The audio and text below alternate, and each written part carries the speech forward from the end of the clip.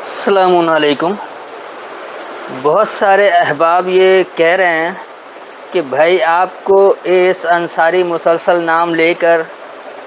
Challenge کیا چلا جا رہا ہے اور یہ سب کچھ کر رہا ہے، تو آپ اس کا جواب کیوں نہیں دیتے؟ دیکھیے، سب سے پہلی بات تو یہ ہے کہ میں اللہ کے احکامات کا پابند ہوں، کسی ملا کے یا کسی مذہبی اکابرین کے پیروکاروں میں سے نہیں ہوں کہ ان کی اتباع کروں۔ کیا اللہ نے کہیں کہا ہے کہ کسی کو چیلنج کرو؟ اللہ کا پیغام جو اس نے اللہ نے یہ کہا کہ میرے پیغام کو پہنچا دو، کوئی مانے یا نہ مانے یہ اس کا اور اللہ کا معاملہ ہے، میرا معاملہ نہیں ہے۔ اگر کوئی میرا نام لے کر کچھ بھی کر رہا ہے تو کرنے دیں۔ لوگوں نے تو اللہ کے رسولوں کو بھی نہیں چھوڑا، اپنے اپنے وقت کے جو کفار تھے، اللہ کے رسول کے مقابلے میں جو لوگ آئے تو انہوں نے کب یہ کہا تھا کہ وہ غلطی پر ہیں؟ وہ تو اللہ کے رسولوں کی غلطی اجاگر کیا کرتے ہیں۔ تو یقینی سی بات ہے کہ اگر میں اللہ کے طریقہ کار کے مطابق چلوں گا اور اللہ کی سنت کو اپنا رہا ہوں، اللہ کے رسول کی سنت کو اپنا رہا ہوں، تو میرے ساتھ بھی وہی حشر ہوگا۔ تو میں اس کے لیے قطعاً تیار ہوں، کوئی مسئلہ نہیں، میرا نام لے کر جو مرضی آئے وہ کچھ کرتا رہے،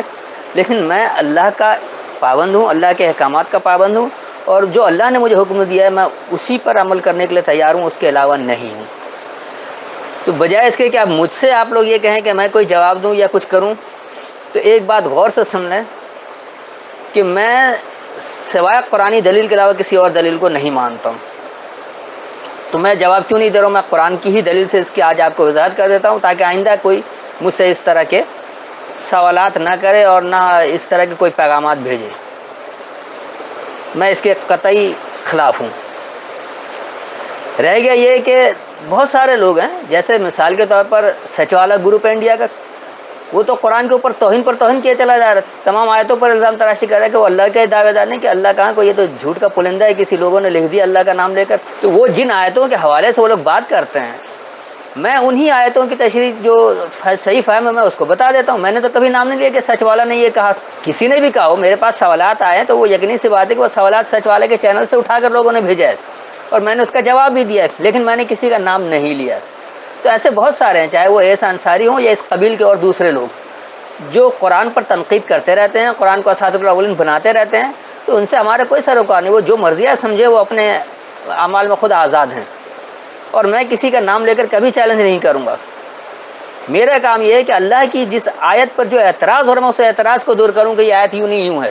اب یہ ہر قاری کا اپنا فرض ہے کہ وہ سنے اور جس کی بات اسے حق نظر آئے وہ اس پر عمل کر لے، کیونکہ اسے اپنا جواب دینا ہے، میں کسی کا جواب دہ نہیں ہوں اور نہ کوئی میرا جواب دہ ہے۔ ہر شخص کو اپنے اعمال کا خود جواب دینا ہے، لہٰذا وہ خود یہ فیصلہ کرے کہ حق بات کیا اور غلط بات کیا، سنے سب کو، جو اسے قابل عمل نظر آئے، جو اسے سب سے بہتر نظر آئے اس پر عمل کر لے۔ اس کے لیے بھی بہت ساری آیتیں، لیکن ان سب کو کوٹ نہیں کروں گا کہ بہت طویل وقت لگ جائے گا۔ میں چاہتا ہوں کہ مختصر وقت میں بات کو سمجھا دیا جائے، تو میں صرف 3 آیتوں سے اس کی اجاگر کروں گا کہ میں کیوں نہیں کرتا ہوں۔ تو سب سے پہلے آئیے سورہ الفرقان یعنی سورہ نمبر 25 اور اس کی آیت نمبر آپ 63 دیکھ لیں، یعنی 25 کی 63۔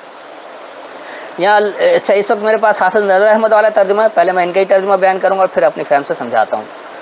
وَعِبَادُ الرَّحْمَٰنِ الَّذِينَ يَمْشُونَ عَلَى الْأَرْضِ هَوْنًا وَإِذَا خَاطَبَهُمُ الْجَاهِلُونَ قَالُوا سَلَامًا، جو ان کا ترجمہ، اور رحمان کے بندے وہ ہیں جو زمین پر چلتے ہیں آہستہ آہستہ، اور جب چاہیں ان سے بات کرتے ہیں، اور جب جاہل ان سے بات کرتے ہیں تو وہ بس سلام کہتے ہیں۔ اب یہ بھی قطعی غلط ترجمہ ہے، کیونکہ رحمان کے بندے ہی زمین پر اگر آہستہ چلتے ہیں، آہستہ بہت سارے چلتے ہیں جو رحمان کو نہیں بھی مانتے ہیں۔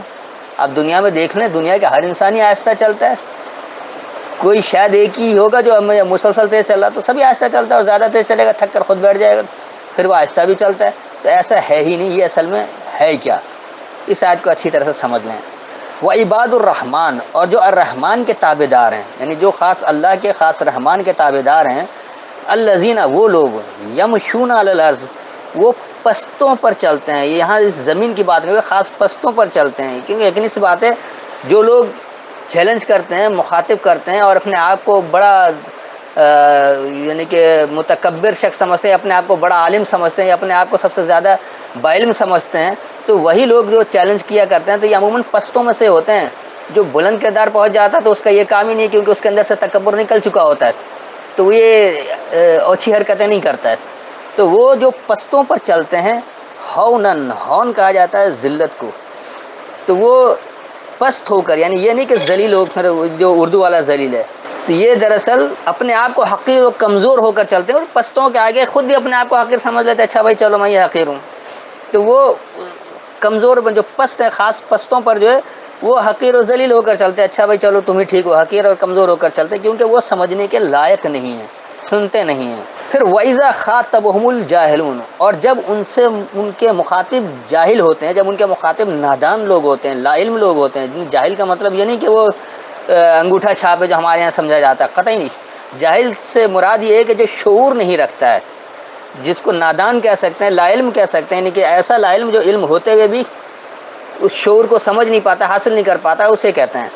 تو جب ان کے مخاطب ایسے نادان لوگ ہوتے ہیں، ایسے لا علم لوگ ہوتے ہیں، ایسے بے شعور لوگ ہوتے ہیں، قالوا سلاما، وہ ایک سلامتی ہی کہتے ہیں. تو ان کا کام نہیں ہے کہ وہ بھی اسی طرح لڑ پڑیں، وہ بھی اسی طرح گالم گلوچ کریں، وہ بھی اسی طرح فتویٰ بازی کریں، بلکہ وہ سلامتی والی بات کہتے ہیں. ان کا کوئی حق نہیں پہنچتا. اگر وہ قتل کا فتویٰ بھی لگا رہے، جب بھی یہ جو اللہ کا ماننے والا جو عباد الرحمان ہے وہ سلامتی کی بات کہے گا، وہ نہیں قتل کا فتویٰ لگائے گا، کیونکہ اللہ نے اسے اختیار نہیں دے رکھا ہے. تو اس آیت کا جو صحیح مفہوم بنتا ہے کہ اور الرحمان کے خاص، یعنی خاص رحمان کے تابع دار وہ لوگ ہیں جو پستوں پر حقیر و کمزور ہو کر چلتے ہیں. اور جب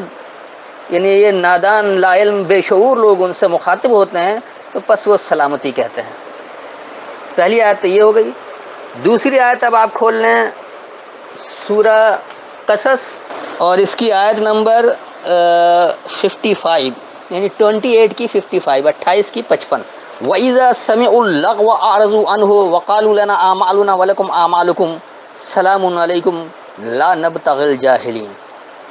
اور جب وہ بیہودہ بات سنتے ہیں تو اس سے کنارہ کرتے ہیں اور کہتے ہیں کہ ہمارے لیے ہمارے عمل اور تمہارے لیے تمہارے عمل، تم پر سلام ہو، ہم جاہلوں سے الجھنا نہیں چاہتے. وَإِذَا سَمِعُوا، اور جب وہ سنتے ہیں اللغو، لغویات، لیکن اسی بات ہے اللہ کے کلام میں جہاں غیر اللہ کے کلام کی شرک ہو، ملاوٹ ہو، تو وہ لغویات ہی ہو جاتی ہے. تو جب وہ لوگ لغویات سنتے ہیں، یعنی جب وہ لغویات سنتے ہیں، اعرضوا عنہ، اعراض کرتے ہیں اس کے بارے میں روح گردانی کرتے ہیں، اس کے بارے میں یعنی کہ منہ پھیر لیتے ہیں. وقالوا، اور وہ کہتے ہیں لنا اعمالنا، ہمارے لیے ہمارے اعمال ہیں، ولکم اعمالکم، اور تمہارے لیے تمہارے اعمال ہیں، سلام علیکم، تم پر سلامتی ہے، لا نبتغی الجاہلین،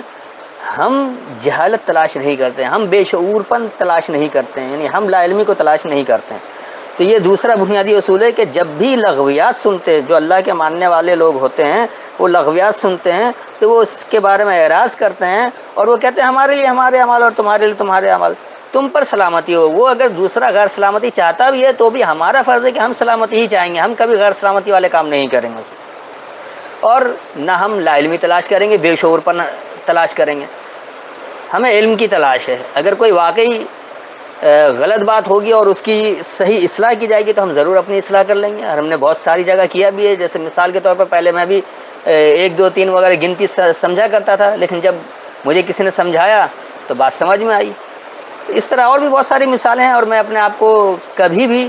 اپنی کم علمی کا اعتراف کرنے سے ہچکچاتا نہیں ہوں جہاں واقعی حق بات آ جائے. لیکن اگر کوئی بلا وجہ پروپیگنڈا کرے تو اس کو کہتے رہنے دو، اس سے کوئی فرق نہیں پڑتا، وہ جو مرضی آئے کہتا رہے. ہمارا کام سلامتی والا، ہم سلامتی ہی کریں گے، اور ہم صرف علم پہنچائیں گے، شعور پہنچائیں گے. بے شعوری والا کام، جہالت اور فساد والا کام نہیں کر سکتے. تو جب بھی وہ لغویات سنتے ہیں اس کے بارے میں اعراض کرتے ہیں اور وہ کہتے ہیں ہمارے لیے ہمارے اعمال اور تمہارے لیے تمہارے اعمال، تم پر سلامتی ہے، اور ہم لا علمی بے شعور پن تلاش نہیں کرتے ہیں. یہ 2 باتیں ہو گئی. اب تیسری جگہ آ جائیے، آخری جواب. جو لوگ یہ سمجھتے ہیں کہ واقعی نہیں وہ تو بہت ہی اچھے ہیں، بڑی علمی گفتگو کر رہے ہیں، اور وہ کوئی بحث برائے بحث نہیں کر رہے ہیں بلکہ حج کر رہے ہیں، حجت کر رہے ہیں، تو پھر اللہ ان کے لیے کیا کہتا ہے کہ اب کیا کیا جائے. تو اس کے لیے سورہ آل عمران، یعنی سورہ نمبر 3 اور آیت نمبر 61. فمن حاجک فیہ من بعد ما جاءک من العلم فقل تعالوا ندعو ابناءنا وابناءکم ونساءنا ونساءکم وانفسنا وانفسکم ثم نبتہل فنجعل لعنۃ اللہ علی الکاذبین. جو ان کا ترجمہ ہے، جو آپ سے اس بارے میں جھگڑے اس کے بعد جب کہ آپ کے پاس علم آ گیا تو آپ کہہ دیں آؤ ہم بلائیں اپنے بیٹے اور تمہارے بیٹے، اور اپنی عورتیں اور تمہاری عورتیں، اور ہم خود اور تم خود بھی، پھر ہم التجا کریں، پھر ہم سب التجا کریں، پھر جھوٹوں پر اللہ کی لعنت ڈالیں. تو یہ تو ہے ان کا روایتی ترجمہ. اب دیکھیے اسی کو مباہلہ والی آیت بھی لوگ کہتے ہیں. کہ یہاں سے مباہلہ لیتے ہیں، اللہ کے یہاں لفظ مباہلہ ہے نہیں لیکن اس کو لے آئیں۔ بہرحال اب یہ دیکھیے یہ کیا ہے، فمن حاجکا، پس جو کوئی تم سے حجت کرے، جیسے مثال کے طور پہ یہ انصاری اپنے آپ کو یہ کہتا ہے کہ حجت کرے، کیونکہ وہ بات وہ بھی قرآن کی آیت سے ہی کر رہا ہے، لیکن اس کی کم علمی یہ ہے کہ وہ اس لفظ پر اٹکا ہو جو اکابر نے ترجمہ کر دیا، اس کی گہرائی میں نہیں جاتا کہ کہیں قرآن میں اختلاف نہ پیدا ہو جائے، ایک جگہ کے کئی معنی نہ ہو جائیں، وہ اٹھنی کو اٹھنی ہی رکھنا چاہتا ہے، اللہ کی کتاب سے بات نہیں سمجھنا چاہتا ہے کہ نہیں اٹھنی ہی اس کے لیے صحیح ہے، حالانکہ اللہ کی سنت تبدیل، جبکہ اللہ کہتا ہے اللہ کی ہر کی سنت کبھی تبدیل نہیں ہوتی۔ تو یہ جو چیزیں ہیں، تو جو کوئی تم سے حجت کر رہا ہے، یعنی وہ بھی کہہ رہا ہے کہ ہم دلیل سے ہی بات کر رہے ہیں، فی ہے اس میں من بعد ما جاءکم من العلم، اس کے بعد جو تمہارے پاس العلم سے آ گیا، العلم اللہ کی کتاب ہے، جب اللہ کی آیت کے ذریعے یہ بات آ جائے اور کوئی دوسرا شخص بھی یہ دعوے دار ہے کہ وہ حجت ہی کر رہا ہے، وہ دلیل سے بات کر رہا ہے، تو پھر کیا کیا جائے کہ اگر وہ اس بات کو سمجھ نہیں پا رہا ہے کہ یہ اس کی حجت نہیں ہے، تو یہ کیا ہوگا، فقل، پس کہو، تعالو تم آؤ، ندعو ابنانا، ہم پکاریں اپنی بنیادوں کو، وابناکم، اور تم اپنی بنیاد کو۔ تو اب ایسی جگہ کیا ہوگا کہ بجائے اس کے لڑنے جھگڑنے کے اور پھر ایک جواب در جواب اور بحث برائے بحث آگے سلسلہ بڑھانے کو، یہاں پر اللہ یہ کہہ رہا ہے کہ اگر کوئی واقعی اس میں حجت کر رہا ہے اور علم آ جانے کے بعد، علم کے بعد جو اللہ کی کتاب کا علم آ گیا، تو پھر کہو کہ آؤ تم، ہم اپنی بنیاد کو پکارتے ہیں، تم اپنی بنیادوں کو پکارو، ونسانا ونساکم، ہم اپنی کمزوریوں کو اور تم اپنی کمزوریوں کو، یعنی اپنے کمزوروں کو،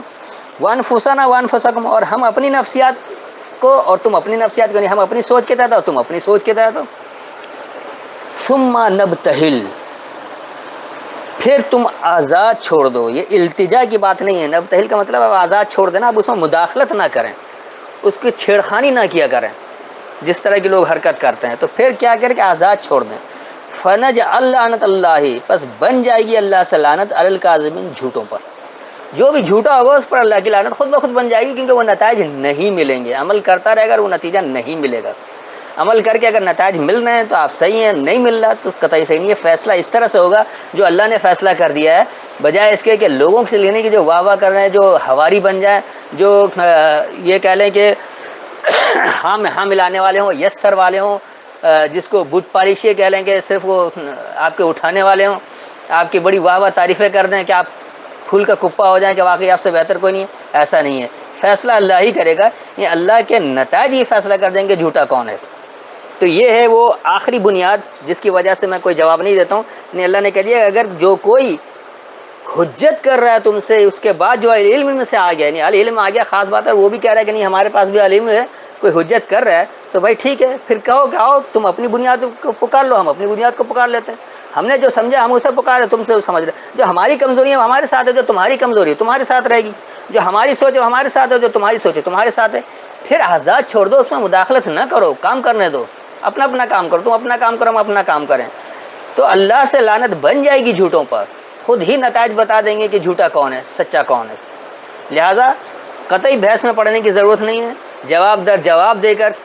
اوچھے ہتھ کنڈے استعمال کر کے قطعی کوئی فیصلہ نہیں کرنا چاہیے، برائے مہربانی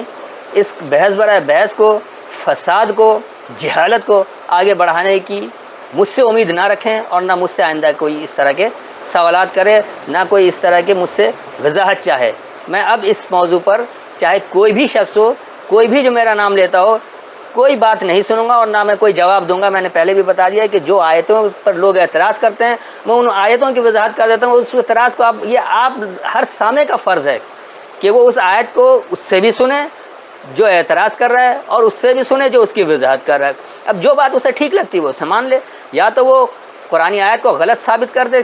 اللہ کی کتاب کو اساطیر الاولین ثابت کر دے کہ پہلوں کی کہانی ہے، یا پھر اسے ہدایت مان لے اور اس پر عمل کر لے، جو بات سمجھ میں آ جائے اس پر عمل پیرا ہو جائے، نہیں آتا ہے تو بھائی ٹھیک ہے، تمہارے لیے تمہارے اعمال اور ہمارے لیے ہمارے اعمال، اتنے ہی وضاحت کافی ہے۔ السلام علیکم۔